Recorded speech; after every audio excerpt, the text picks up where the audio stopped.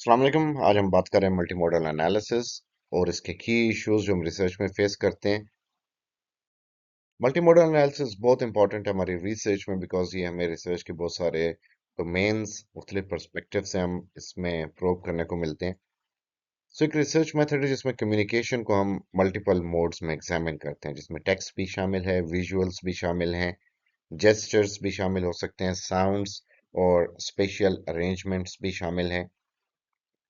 ये बेसिकली इस बात के ऊपर बेस करता है कि जो मीनिंग है वो सिर्फ लैंग्वेज के जरिए क्रिएट नहीं होता, बल्कि उसके साथ साथ जो सिमियोटिक रिसोर्सेज हैं वो भी मीनिंग की क्रिएशन में मदद देते हैं, जिसमें ये विजुअल्स, जेस्चर्स, साउंड, ये सब कुछ इम्पोर्टेंट है। तो मल्टीमोडल एनालिसिस हमें इन सब चीज़ों का अ, एक एनालिसिस या इनमें से किसी एक दो चीज़ों का एनालिसिस करने में हेल्प आउट करता है कि हम सिर्फ लैंग्वेज को स्टडी नहीं करेंगे बल्कि उसके साथ जो हेल्पिंग या ऑक्सिलरी जेस्चर्स या साउंड्स या विजुअल्स या टेक्स्ट, उनका भी एनालिसिस कर सकते हैं। सो मल्टीमोडल एनालिसिस इस चीज़ को स्टडी करते हैं कि जो डिफरेंट मोड्स हैं वो किस तरह इंटरेक्ट करते हैं ताकि मीनिंग्स प्रोड्यूस हो सकें, और ये मीनिंग्स कहाँ पे प्रोड्यूस होते हैं कॉन्टेक्स्ट के अंदर, जो कि वेरियस होते हैं, जैसे मीडिया है, एजुकेशन है, एडवर्टाइजिंग है, सोशल इंटरेक्शंस हैं। सो ये जो मोड्स हैं उसमें फर्स्ट ऑफ ऑल हमारे पास वर्बल मोड्स हैं जिसमें स्पोकन और रिटन लैंग्वेज शामिल होती है, इसका एनालिसिस। फिर विजुअल मोड्स हैं जिसमें इमेजेस, कलर्स और लेआउट्स, इनका एनालिसिस। सो कलर्स का एनालिसिस बड़ा एक, जैसे ब्लैक है वो एक सिग्निफाई करता है मॉर्बिडिटी, डेथ, ग्लूमीनेस।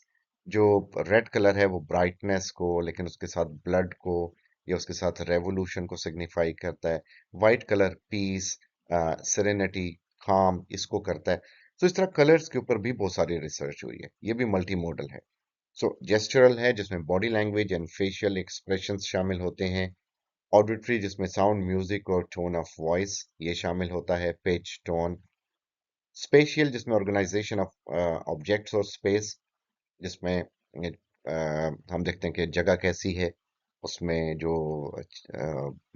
सामान है वो कैसा है, कहाँ पे प्लेस्ड है, उसकी क्या वैल्यू है उस सेटिंग में, कन्वर्सेशन में। जैसे हम ड्रामाज पढ़ते हैं, तो कोई भी अच्छा राइटर जब ड्रामा लिखता है तो उसकी एक सेटिंग बताता है शुरू में।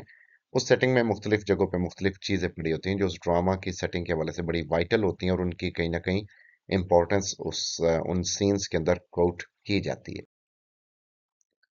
सो मल्टी मॉडल जो एनालिसिस है इसका फ्रेमवर्क, तो पहला तो हमारे पास है सिस्टमैटिक फंक्शनल लिंग्विस्टिक्स, जैसे एसएफएल। सो ये फोकस करता है कि किस तरह सिम्योटिक मोड्स जो हैं वो मीनिंग को क्रिएट करते हैं, यानी ये सारे सिम्योटिक मोड्स जो हमने डिस्कस किए ये मीनिंग को कैसे क्रिएट करते हैं।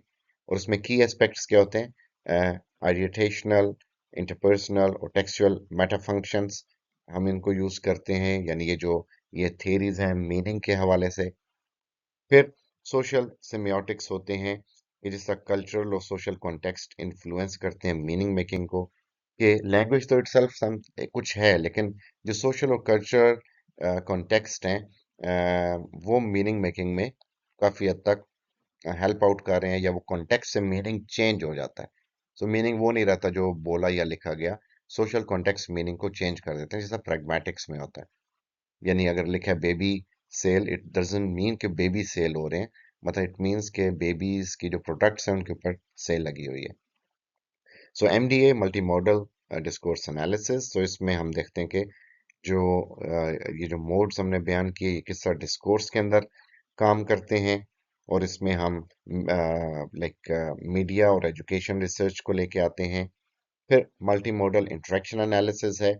सो इसमें हम देखते हैं रियल टाइम इंटरेक्शंस जिसमें जेस्चर्स आते हैं, जिसमें गेज आपकी यानी नज़र का यानी जिस हम लोगों की आंखों को भांपते हैं, स्पेशल पोजीशनिंग की चीज़ें कैसी हैं, सेटिंग कैसी है। सो इन चीज़ों को रियल टाइम इंटरेक्शन में स्टडी किया जाता है। अब इसके स्टेप्स क्या हो सकते हैं? So first of all research text को आइडेंटिफाई करना कि पर्पस क्या है, क्या डाटा है जिसको हमने एनालाइज करना है। डाटा कलेक्शन जिसमें हमें रेलिवेंट मटेरियल चाहिए होते हैं, विजुअल्स लेने हैं तो इमेजेस लेने पड़ेंगे या वीडियो बनानी पड़ेगी, रिकॉर्डिंग करनी पड़ेगी, टेक्स्ट हो सकते हैं। फिर जो वीडियो रिकॉर्डिंग है वो डायनामिक इंटरेक्शंस के लिए, जिसमें हम ये सारी चीज़ों को इकट्ठा लेना चाहते हैं कि प्रॉपर वीडियो रिकॉर्डिंग में वो सब चीज़ें रिकॉर्ड हो जाती हैं जिसका हम एनालिसिस करना चाह रहे हैं। ट्रांसक्रिप्शन एंड कोडिंग, सो इस तरह वो जो मल्टी मॉडल एलिमेंट्स हैं उन्हें हम ट्रांसक्रिप्शन के जरिए लेके आते हैं सामने, और जो डाटा को कोड करते हैं ताकि जो पैटर्न्स और रिलेशनशिप्स उन्हें हाईलाइट किया जा सके। फिर उसका एनालिसिस होता है कि किस तरह डिफरेंट मोड्स जो हैं वो इंटरेक्ट करते हैं और कंट्रीब्यूट करते हैं मीनिंग को, और फोकस होता है कॉन्टेक्स्ट पे, ऑडियंस पे और कल्चरल फैक्टर्स के ऊपर। फिर उसकी इंटरप्रिटेशन की जाती है कि इन इंटरप्ले जो था इन सारे मोड्स का इकट्ठा, उससे हमने क्या इंसाइट्स ली, और फिर हम फाइंडिंग्स को रिलेट करते हैं ब्रॉडर रिसर्च क्वेश्चंस के साथ। तो ये जो ट्रांसक्रिप्शन एंड कोडिंग है, या जो एक तरह से हमने डाटा लिया, इसके लिए हमारे बहुत सारे टूल्स हो सकते हैं। मसलन हमारे पास ऑनलाइन टूल्स मौजूद हैं, पेड टूल्स मौजूद हैं। इवन चैट जीपीटी के अंदर आप एक पिक्चर को ऐड करें और उससे बताएं कि इसका एक मल्टी मॉडल एनालिसिस करके दे, तो वो उस पिक्चर को पूरी तरह डिस्क्राइब कर देगा आपके सामने। आप साउंड देंगे, वो साउंड का एनालिसिस कर देगा। आप एक वीडियो देंगे शॉर्ट, वो उस वीडियो का एनालिसिस कर देगा। इसके अलावा बहुत सारे ऑनलाइन सॉफ्टवेयर्स हैं जो आपको हेल्प करते हैं। आपको उनको सीखना पड़ता है, और कुछ बड़े कॉम्प्लेक्स हैं, कुछ सिंपल हैं। एआई की वजह से तो चीज़ें बहुत आसान हो गई हैं, जिसके ज़रिए आप ये मल्टी मॉडल एनालिसिस आराम से कर सकते हैं। तो इश्यूज क्या हो सकते हैं मल्टी मॉडल एनालिसिस में? डेटा की कॉम्प्लेक्सिटी, डाटा बड़ा कॉम्प्लेक्स होता है, ऑडियोज, वीडियोज, जेस्चर्स, पोस्चर्स, फिर ये टाइम कंज्यूमिंग भी हो जाता है उस हवाले से। स्टैंडर्डाइज टूल्स इतने नहीं है, टूल्स हैं लेकिन इन टूल्स को सीखना पड़ता है। कुछ पेड टूल्स हैं, फिर उनके लिए रिसर्च की, इस रिसर्चर की एक्सपर्टीज चाहिए। फिर सब्जेक्टिविटी इन्वॉल्व हो सकती है कि चॉइस ऑफ वीडियोस और कंटेंट जो रिसर्चर ने किया वो उसकी पर्सनल ओपिनियन के ऊपर बेस कर सकता है। एथिकल कंसर्न्स हैं कि आपने कोई वीडियो ली या तस्वीर ली तो वो किसी के लिए बड़ी एम्बैरेसिंग साबित हो सकती है, तो वो उसमें हमें एथिक्स का ख्याल रखना है। टेक्निकल चैलेंजेस हैं कि जिसमें रिकॉर्डिंग्स या ट्रांसक्रिप्शन के लिए हमें एक्सपर्ट्स चाहिए होते हैं, वरना हमें खुद ये काम सीखना पड़ता है। सो ये कुछ ना कुछ चैलेंजेस तो हर जगह पे होते हैं। सो सिमिलरली मल्टी मॉडल में भी ये चैलेंजेस हैं। सो इसकी एप्लीकेशन मीडिया स्टडीज पे भी हो सकती है, कि जहाँ पे हम इमेजेस और साउंड्स को देखते हैं। एजुकेशन पे हो सकती है, जहाँ पे टीचर स्टूडेंट इंटरेक्शन को हम या उस टीचिंग मटेरियल का एक मुतालिया करते हैं। एडवर्टाइजिंग और मार्केटिंग का हो सकता है, जहाँ पे हम एड्स का और विजुअल्स का मुतालिया करते हैं।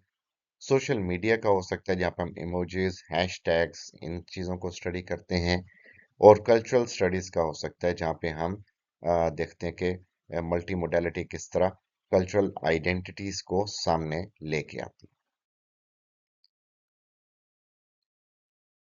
तो इसके लिए इफेक्टिव एक मल्टी मॉडल रिसर्च के लिए हम क्या कर सकते हैं कि क्लियर ऑब्जेक्टिव्स हो हमारे पास बहुत अच्छे टूल्स हों। Yes, NVivo is a very good tool. NVivo एक ऐसा टूल है जो कि आपको परचेज करना पड़ता है इसकी सब्सक्रिप्शन को, लेकिन वंस यू डू ये आपका एक इंतहाई बेहतरीन मल्टी मॉडल एनालिसिस कर देता है। तो इस तरह के सॉफ्टवेयर यूज़ करने पड़ते हैं हमें।